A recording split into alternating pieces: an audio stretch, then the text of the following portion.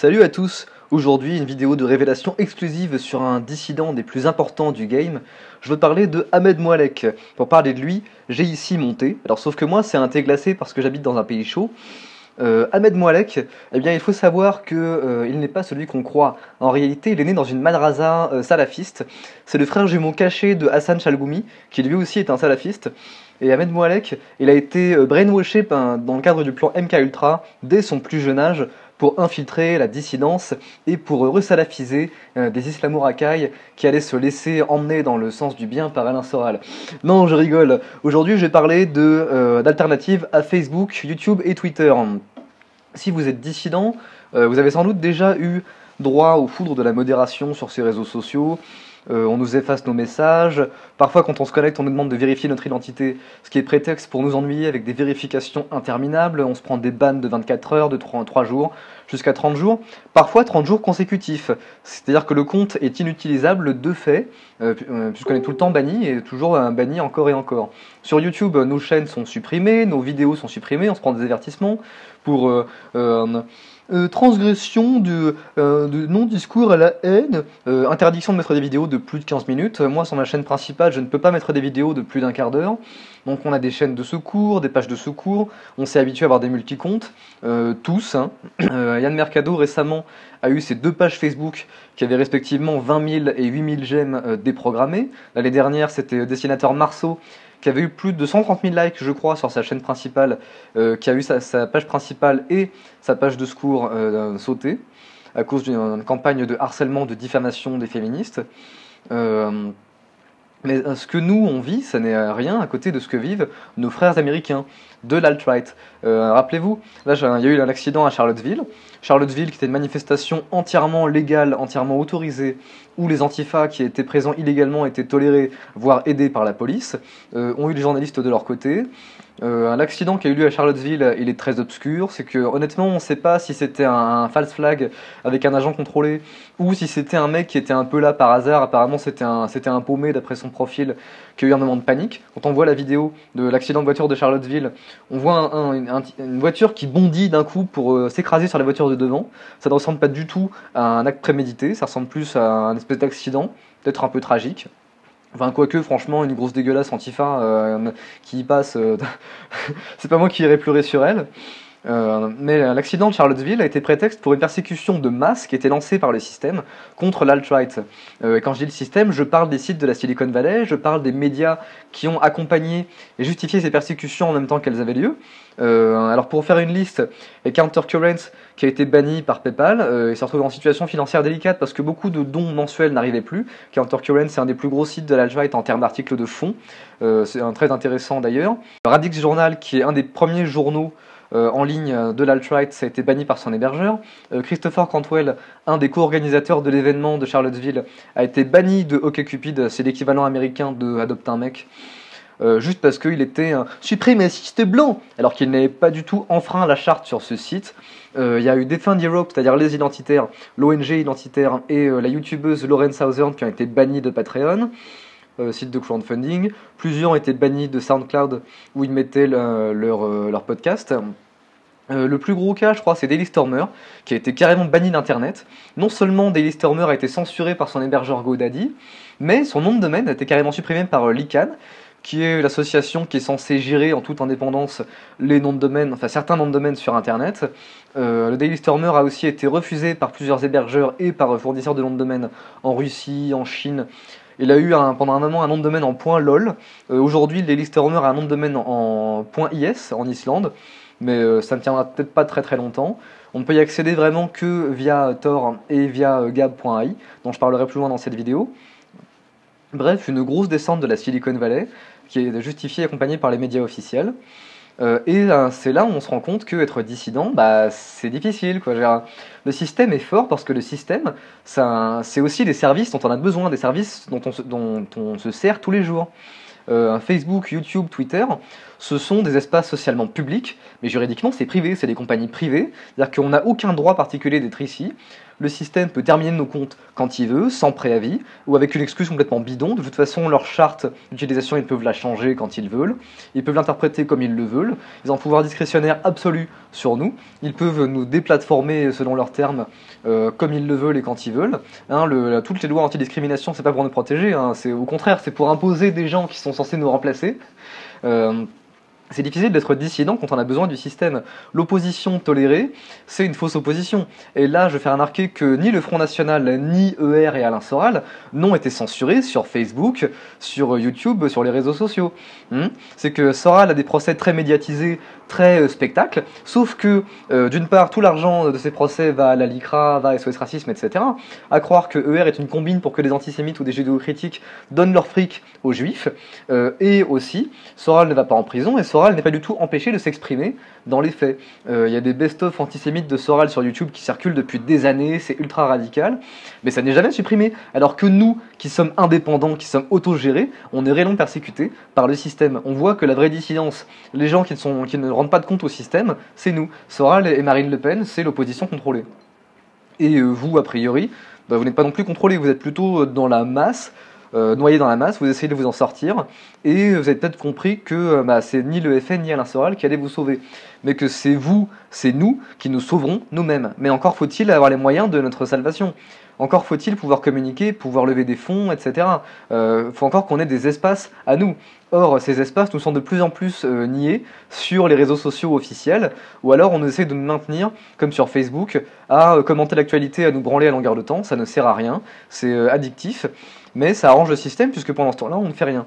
Et par contre, dès qu'on prend une initiative sérieuse, même faire des vidéos YouTube qui touchent à un beaucoup plus grand nombre de gens que sur Facebook, là, on se fait censurer. Et donc là, je dirais qu'il y a deux choix. C'est que soit on existe sur Facebook, YouTube, mais on fait des concessions dans l'espoir de ne pas être persécuté par les gauchistes, ou alors on commence à créer des espaces alternatifs pour pouvoir exister dessus sans autocensure, sans censure, sans devoir faire des concessions perpétuelles. Il nous faut des alternatives pour exister. Et c'est ça l'objet de cette vidéo. Je vais vous présenter aujourd'hui 8 sites qui sont des alternatives à Facebook, Twitter, YouTube, Tipeee, etc. Et c'est justement pour ça que j'ai mon thé glacé. Et ouais. Et d'ailleurs, ce thé est meilleur que celui d'Ahmed Moalek. Il faut le savoir. Le premier site alternatif, VKontakte. Alors à tout seigneur tout honneur, c'est le site le plus vieux de ma liste, c'est pour ça que je le mets en premier. Il a été créé en 2006 et lancé en 2007. C'est un clone de Facebook qui fait tout comme Facebook, fonction d'amis, d'ajout d'amis, de création de profil accessible à la terre entière ou à ses amis ou en privé selon nos configurations qu'on choisit d'y mettre. Le design est similaire à celui de Facebook, les couleurs même ils sont similaires à celles de Facebook, la croissance de VKontakte a été la même que celle de Facebook, ça a commencé par des cercles universitaires sur invitation, il fallait être parrainé pour entrer sur VKontakte, et ça s'est élargi progressivement à un cercle d'utilisateurs de plus en plus grand. Seulement VKontakte c'est resté sur un public russe et dans la sphère culturelle et linguistique russophone. Il y a une année, je crois que c'était en 2014, où Dieudonné avait migré sur VKontakte et ça avait fait un flop. Et pour cause, c'est que l'interface était en cyrillique, entièrement en russe, et ça avait rebuté beaucoup de Français ou de francophones qui voulaient le suivre. Et depuis, VKontakte s'est adapté, leur interface, ils l'ont mise en anglais, même pas en français, hein, juste en anglais, en partie parce que certains widgets du site, comme les statistiques, restent en russe. Et malgré ça, le site reste essentiellement sur son segment russe, russophone et sphère d'influence autour de la Russie. Le classement Alexa de VKontakte montre que le site a fait un bond de 43% d'utilisateurs en 2007. C'est le 15e site le plus visité au monde, le premier visité en Russie. Et si on regarde plus loin dans le classement Alexa, toujours sur la page de VKontakte, hein, les sites où vont le plus les VKontaktiens, c'est google.ru, yandex.ru, c'est le concurrent russe local de Google, et les sites qui vont vers VKontakte, donc qui ont des liens qui pointent vers VKontakte, c'est en premier lieu le chinois Baidu et yahoo.jp, donc le Yahoo japonais. Le Japon, je rappelle que c'est quand même proche de la Russie. Bref, VKontakte reste vraiment sur la sphère d'influence russe. L'interface en anglais, ça reste très très peu. Le site ne fait aucun effort sérieux pour s'ouvrir à une sphère d'influence latine, anglophone, bref, de l'Occident, quoi, de l'Ouest. VKontakte aurait pu se mettre sur ce créneau-là, mais visiblement ils l'ont raté, parce que je pense qu'ils s'en sont jamais préoccupés. C'est une négligence ou un non-choix de leur part. Alors il y a un groupe Suavelos, On est 30 personnes environ sur VKontakte, ça poste très très peu. Il y a Piero San Giorgio qui a créé un profil sur ce site. Il y poste peu, comme il l'a dit lui-même, c'est un profil au cas où. J'ai eu un avertissement récemment, alors pas un avertissement de VKontakte, mais d'un proche qui est dessus et qui m'a dit que le site apparemment bannit facilement, censure facilement. C'est que si un gauchiste vous dénonce sur VKontakte, le modérateur russophone cherchera même pas à comprendre le contenu de ce que vous postez, la pertinence, si c'est légal ou pas. Non, il va juste voir, ah, on vous a dénoncé, hop, on vous bannit, on vous supprime vos messages. Bref, VKontakte apparemment n'est pas très dissident-friendly, alors qu'ils auraient quand même largement pu faire ça. Bon, second site alternatif, Minds.com. Celui-ci est américain. Ça aussi, c'est un Facebook-like, donc nettement inspiré par Facebook, avec le même schéma de mur, de profil personnel, d'ajouter des gens en amis, de suivre des gens, de s'abonner, de défriender ou de bloquer des utilisateurs si on veut. Ça a été fondé en 2012, lancé en 2015. Dès le départ, ils sont démarqués de Facebook en cryptant apparemment davantage les mots de passe, les contenus des murs, donc en garantissant une meilleure sécurité, semble-t-il, que Facebook. Donc pour éviter, je pense, d'être lu par la NSA, par tout le système de surveillance de l'État profond. Alors Facebook, c'est pas encrypté, je pense Facebook, ça appartient à la NSA, si j'ose dire. Comme Google d'ailleurs, tout ce qui est sur Facebook et sur Gmail, je pense que la NSA peut le lire directement en clair. Minds.com, au moins, c'est ou c'est censé être indépendant. Minds a largement bénéficié des persécutions contre l'alt-right et des persécutions sur le forum 4chan, qui est l'équivalent américain de, comment dire, du 15-18, du 18-25 sur jeuxvideo.com. 4chan a été vendu par son créateur à des mondialistes qui se sont empressés de censurer beaucoup des réguliers qui y étaient. Et du coup, beaucoup de gens ont migré sur Minds, qui était là au bon moment, pour récupérer donc des jeunes blancs conscients, mais pas que. Et donc sur Minds, on voit aussi bien des gens de la mouvance, alors anglophones surtout, que des transhumanistes ou même des anarchistes. En 2015, quand Minds avait été lancé, des gens de Anonymous avaient soutenu le réseau. Ils trouvaient que l'initiative était bonne. On reconnaît au niveau du fonctionnement que c'est assez américain. Il y a un système de points à gagner. C'est que vous êtes payé en points pour votre activité sur le réseau. Par exemple, si vous restez 1 heure sur Minds, vous gagnez 50 points. Vous pouvez aussi acheter des points, je crois que c'est 1 dollar pour 1000 points, et ces points, vous pouvez les réinvestir sur le site pour sponsoriser vos contenus qui apparaissent ensuite dans la colonne de droite. Niveau interface, Minds c'est plus reposant que Facebook. Le fil d'actu n'est pas automatiquement réactualisé, ni d'ailleurs les messages. Donc là, il n'y a pas de bip toutes les 2 secondes quand quelqu'un poste. C'est beaucoup plus reposant, c'est beaucoup moins addictif, c'est beaucoup plus sain. On peut aussi créer des contenus exclusifs qui sont payants. Et donc là, l'argent qui est payé par ceux qui nous suivent, on le reçoit en partenariat avec Minds. Et petit élément sympa, c'est que le nombre de vues est indiqué sous chaque post, alors que Facebook n'indique que les likes et les partages. Là, sur Minds, on voit aussi les vues. Donc plus besoin d'essayer de deviner le nombre de vues à travers les likes. Là, non, vous voyez directement le chiffre. Il y a quelques surveillants qui sont présents sur Minds. Il y a Yann Mercado, il y a les coqs de l'Est. En cas de censure massive sur Facebook, Minds me paraît plus attractif que VKontakte, parce que c'est indépendant. VKontakte appartient quand même à l'oligarchie russe, dont j'attends encore de voir qu'elle est vraiment de notre côté, contrairement à tout le baratin que nous a sorti ce gigolo d'Alain Soral. Minds c'est réellement indépendant, donc à choisir entre VKontakte et Minds, moi j'irai plutôt sur Minds. Mon troisième site, c'est gab.ai. Alors, Minds ne soutient pas officiellement la dissidence. C'est que Minds profite largement de la dissidence et du mécontentement des gens par rapport à la censure et à l'intolérance de Facebook, Twitter, etc. pour faire le plein d'utilisateurs. Mais Minds a un courage qui s'épuise vite. Le site n'a jamais défendu officiellement la dissidence. C'est toujours caché derrière un discours générique sur la liberté d'expression. Alors que Gab, là-dessus, est beaucoup plus encourageant. Oui, bah, j'ai la gorge sèche quand je parle, donc oui, je bois du thé, hein, on n'est pas à la télé, il n'y a pas de montage avec des coupes toutes les 2 secondes, je bois mon thé si je veux, et si t'es pas content, eh bien je te renvoie une citation de Marseille. Gab.ai, c'est un site inspiré de Twitter. Ça a été fondé par Andrew Torba, qui était programmeur à la Silicon Valley, qui a développé des compétences donc vraiment au cœur de l'empire. Il était mécontent du conformisme, du totalitarisme gauchiste sociétal, de la dictature, de la discrimination positive, qui sert à exclure les blancs au détriment des minorités entre guillemets qui piquent en gros tout ce que des blancs, tout ce que nous au fond on a créé. Andrew Torban donc, a quitté la Silicon Valley pour pouvoir programmer et fonder un site libre. Gab a su se positionner sur le marché beaucoup plus courageusement que Minds, et ça a payé, ça a eu un gros succès. La version bêta de Gab a été lancée en août 2016, et dès octobre 2016, Gab avait recueilli 130 000 $ de donations. Et Gab a aussi connu une vague de répression de la part des médias mainstream et de la Silicon Valley. Apple a rejeté l'appli Gab sur l'Apple Store iOS, Twitter a empêché Gab d'accéder à son interface de programmation, Google Store a carrément supprimé l'appli Gab pour smartphone de son cloud, de son magasin, pour oui, discours de haine, blablabla. Gab défend ouvertement la liberté d'expression pour les nationalistes, pour les populistes, selon leurs termes.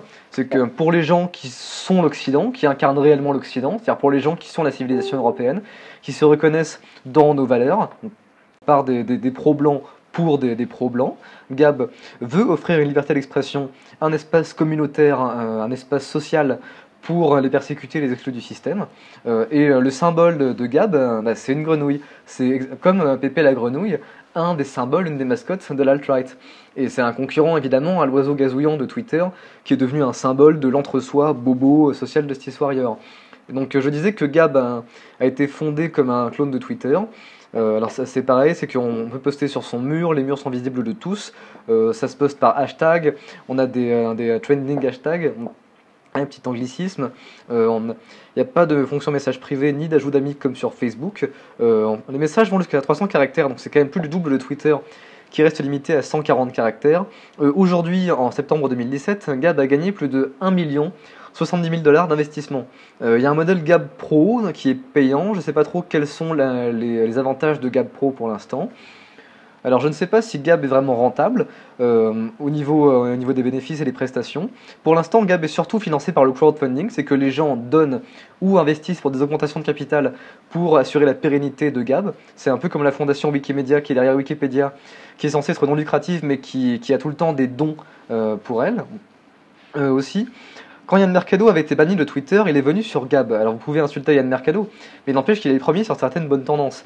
Par la suite, Yann est revenu sur Facebook, sur Suavelos, et s'est recentré sur nos sites, entre guillemets. Pour l'instant, il y a peu de francophones sur Gab, ça reste éminemment anglophone. Nous, on reste essentiellement soit sur Facebook, soit sur des espaces comme l'Oppidum Suavelos. Mais Gab, c'est le favori de l'alt-right, c'est vraiment un site par et pour l'alt-right. C'est aussi la nouvelle maison de Andrew Anglin, le fondateur du Daily Stormer. Donc si vous voulez suivre l'homme qui a été banni d'Internet, eh ben, il est toujours là, il est sur Gab et il y poste très régulièrement, donc allez-y. Et ce site est bien parti pour prendre la pole position de la dissidence anglophone. Le classement Alexa montre que, et c'est encore un petit poids, mais qu'il a une croissance vraiment prononcée. Et, truc drôle, il a aussi un certain succès auprès des Allemands.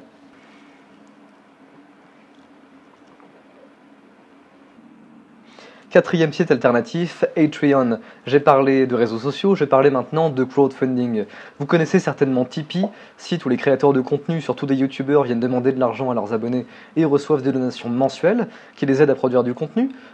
Côté anglophone, il y a aussi Indiegogo, Kickstarter, GoFundMe ou encore Patreon. Patreon, c'est le plus gros site, je dirais, pour les créateurs de contenu politisés ou engagés.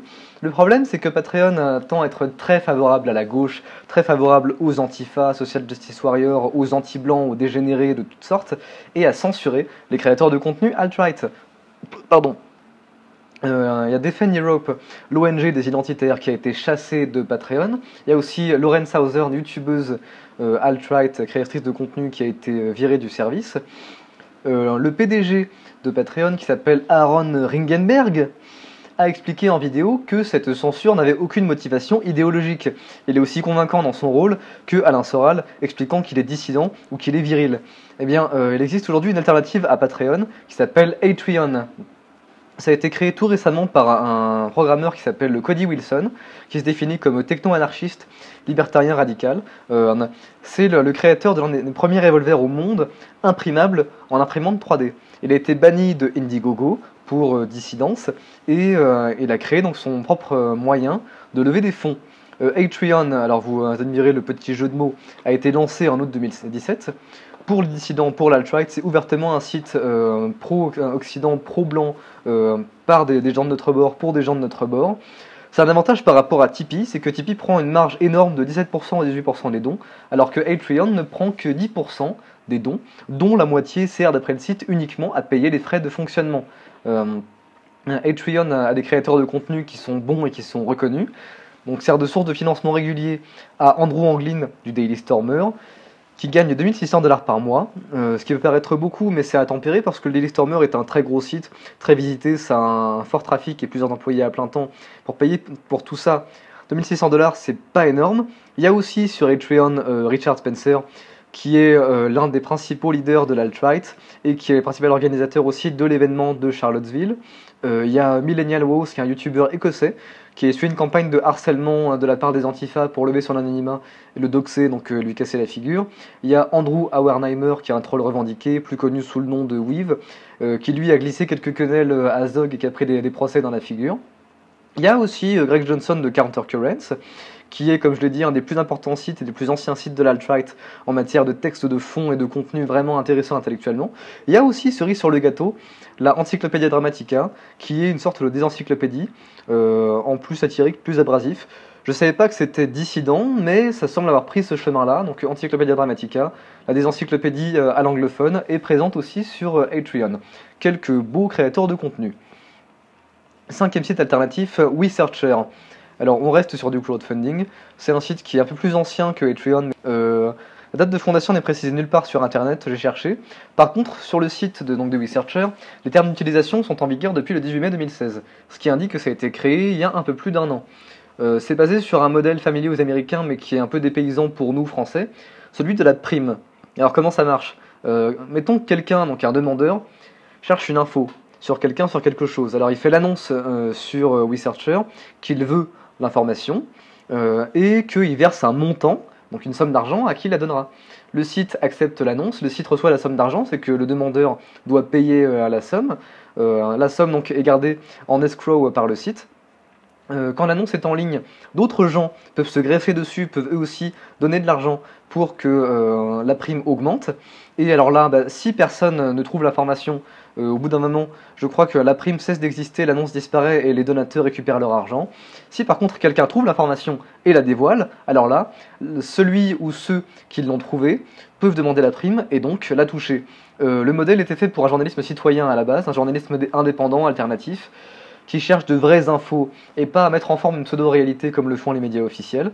Très rapidement, devant le succès, WeSearcher s'est élargi à du crowdfunding associé à des missions ou à des projets particuliers. Et quand on regarde aujourd'hui les créateurs de contenu qui sont présents sur le site, on voit donc des fonds de défense légaux pour les organisateurs de Charlottesville qui font un procès contre l'État de Virginie et contre la ville de Charlottesville pour manquement grave à ses devoirs. D'ailleurs, si ces organisateurs pouvaient gagner leur procès, ce serait absolument excellent, parce qu'ils gagneraient des millions peut-être payés par ces échelons donc, du système, et là, ce serait des fonds excellents pour l'alt-right, donc pour notre bord outre-Atlantique. Il y a aussi sur WeSearcher James Damore, ingénieur qui a été renvoyé de Google après qu'il ait écrit un texte très mesuré, très poli, pour dire que la politique de discrimination positive de Google pour ne pas avoir de mâles blancs, pour avoir plus de femmes, de minorités, machin, donc pour déposséder les hommes blancs en fait de ce qu'on a créé, c'était pas si bien que ça. Il a été viré. Il y a l'équivalent américain des prud'hommes pour avoir une compensation pour son renvoi. Il a réussi à lever grâce à WeSearcher plus de 55 000$ qui vont lui servir à payer donc pour son procès.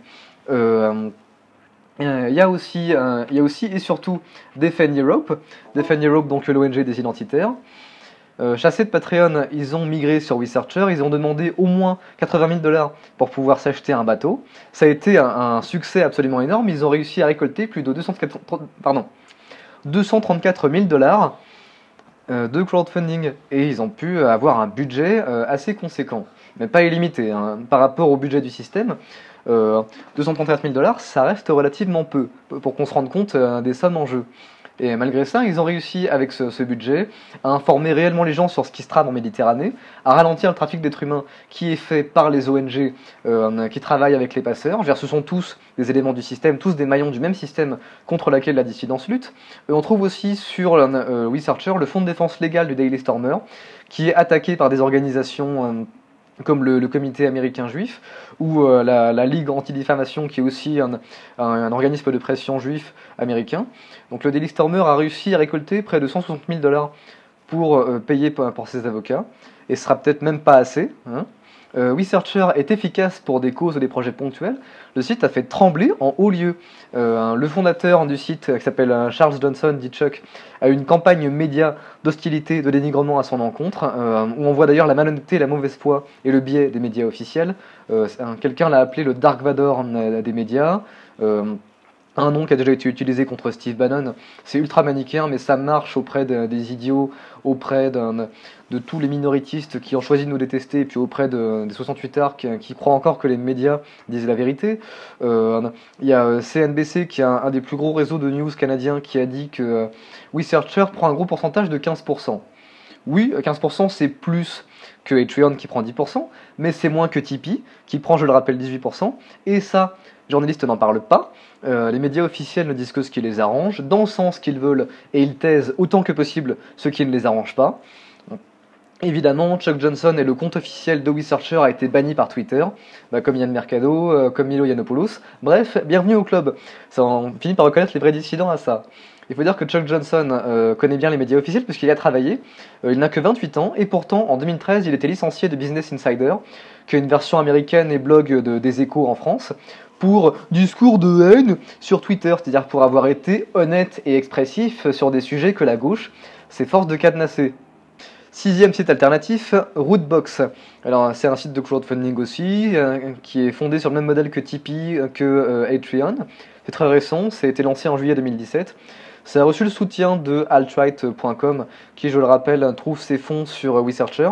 Rootbox est un site qui est peu convaincant, franchement. Quand on arrive dessus, on est accueilli par un statut de non-discrimination qui, loin d'expliquer que le site défend les dissidents, défend l'Occident et défend les gens bien et défend notre liberté d'expression à nous, au contraire, fait un discours passe-partout.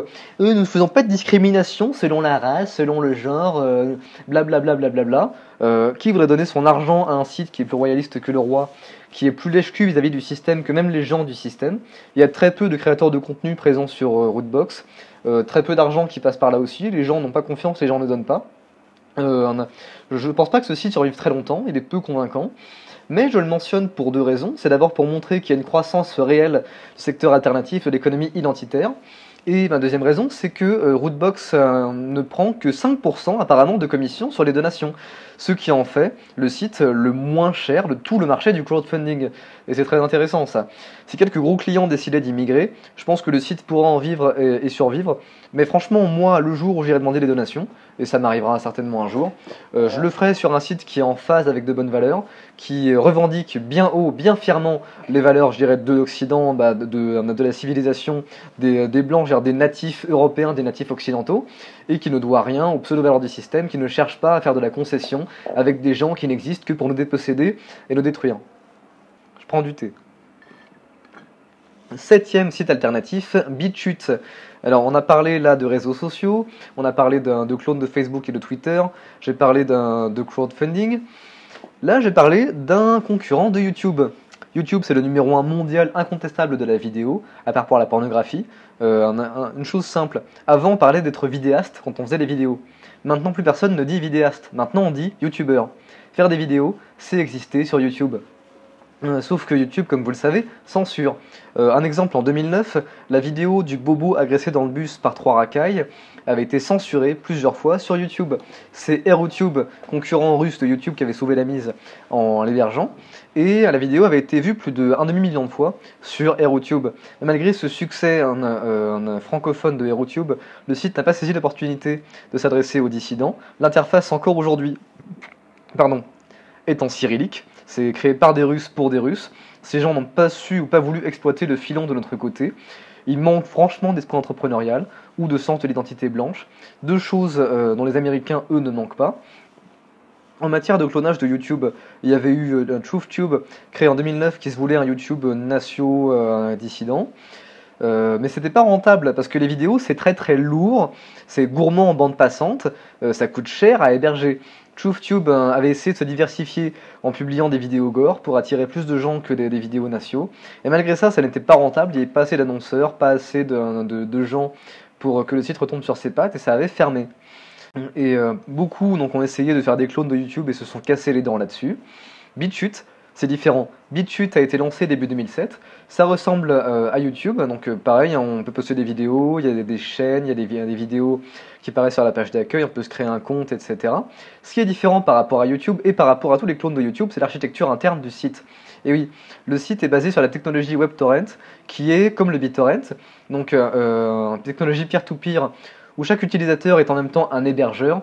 Chaque utilisateur héberge lui-même les contenus. Une architecture décentralisée qui permet d'empêcher la censure et qui enlève au site la nécessité de payer l'hébergement des vidéos, de la bande passante, des transactions. Ce qui fait que BitChute est un site très peu cher à faire tourner, très léger, sans censure. Et en plus, vous n'avez rien à installer parce que WebTorrent, c'est que le torrent, le contenu, passe par le navigateur. Donc quand c'est vous qui l'hébergez, vous l'hébergez sur le cache de votre navigateur. Ça c'est quand même fantastique.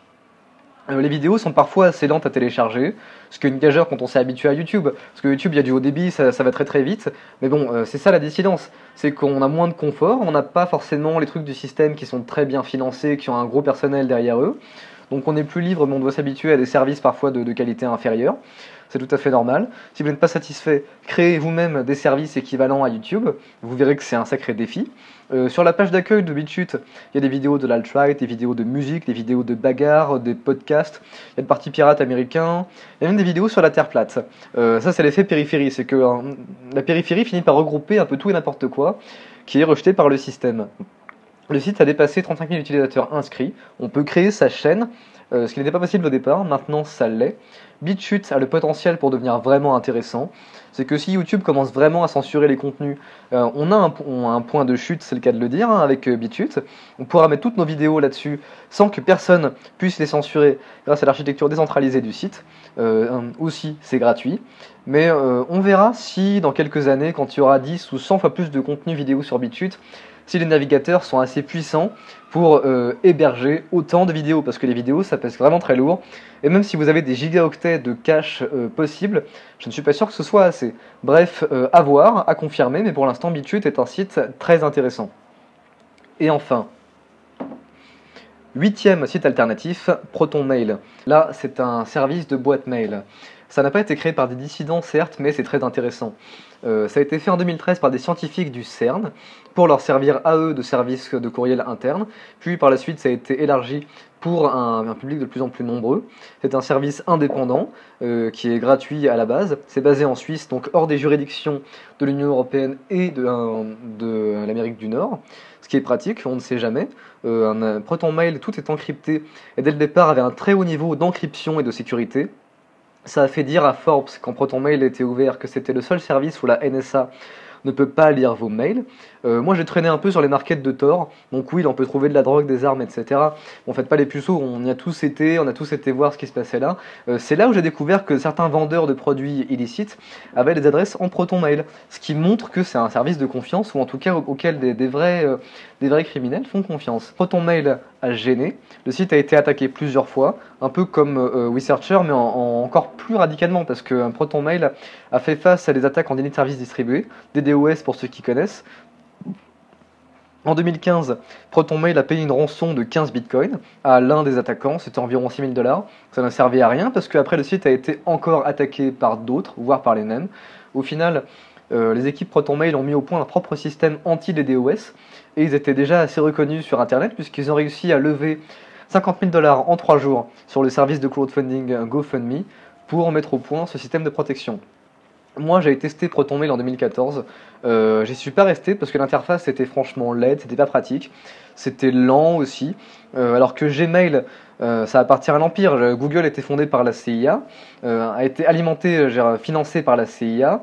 Vous savez que vous êtes directement sur un service qui appartient à l'État profond américain quand vous êtes sur Gmail. Mais Gmail c'est simple, c'est élégant, c'est fluide, c'est gratuit. Donc forcément oui on s'en sert parce que c'est hyper pratique. Mais aujourd'hui, en 2017, ProtonMail a bien évolué.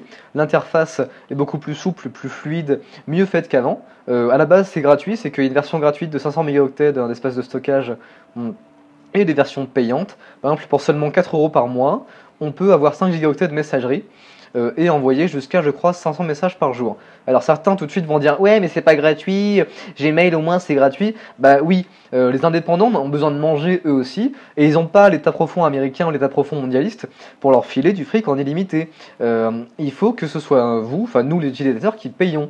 La dissidence c'est ça, autogestion donc autofinancement. Donc oui, confort moindre et payer plus parce que vous payez à des gens qui sont d'entre nous, qui sont des nôtres. Alors ProtonMail, je ne sais pas si c'est vraiment de notre communauté, mais en tout cas c'est très bien fait, c'est un exemple, c'est très pratique, et si vous voulez que la NSA ou quelconque mondialiste arrête de lire vos mails, franchement, passez dessus. Moi je suis en train de passer de Gmail à ProtonMail, alors pour m'encourager, envoyez-moi des mails, c'est à Kim Noisette, K-I-M Noisette, @protonmail.com, tout attaché. Il y a aussi Telegram, dont je ne parlerai pas ici, parce que j'y suis encore assez peu allé. Voilà, je demande à voir si Telegram peut vraiment faire son trou et avoir une position particulière dans la dissidence. Je pense avoir fait un beau tour d'horizon, hein, donc des réseaux sociaux, du crowdfunding, tout ce que les sites du système font, on peut le faire en alternatif, on peut le faire en tant qu'indépendant. La dissidence, c'est vous, c'est nous. La dissidence, ça doit être plus que la consommation, plus que du blabla. Vous remarquerez que j'ai souvent parlé d'argent dans cette vidéo. C'est normal, l'argent, ça n'est pas sale, ça n'est pas un gros mot. L'argent, c'est un moyen nécessaire pour exister. Il faut être capitaliste. Il faut se donner les moyens de notre liberté, de notre succès. Mettons que vous êtes survivaliste, vous voulez acheter un terrain pour pouvoir cultiver vos propres légumes, élever des animaux et ne plus avoir à acheter au supermarché. D'accord, c'est très bien. Maintenant, le terrain, vous l'achetez avec quoi? La maison à refaire, vous l'achetez avec quoi? Les outils pour pouvoir refaire la maison, le mortier, les briques, etc., etc., vous le rachetez avec quoi? Eh ben, vous l'achetez avec de l'argent. Vous avez besoin d'argent. Sans argent, personne n'arrive à exister. Si les dissidents sont au RSA, c'est bien parce qu'on a besoin d'argent. Et là, ces sites alternatifs nous permettront d'exister davantage, plus librement, et d'avoir des projets à nous, sans être forcément surveillés par les mondialistes, sans avoir des gauchistes qui nous dénoncent, sans avoir une censure sur notre dos. Donc il faut savoir utiliser au maximum les outils du système quand on n'a que ça, et quand on commence à avoir plus que ça, savoir utiliser aussi autre chose, ou reconstruire soi-même les outils du système. Avec ces sites, vous avez de quoi faire. Donc vive les blancs, vive nous, et à la prochaine. Ciao.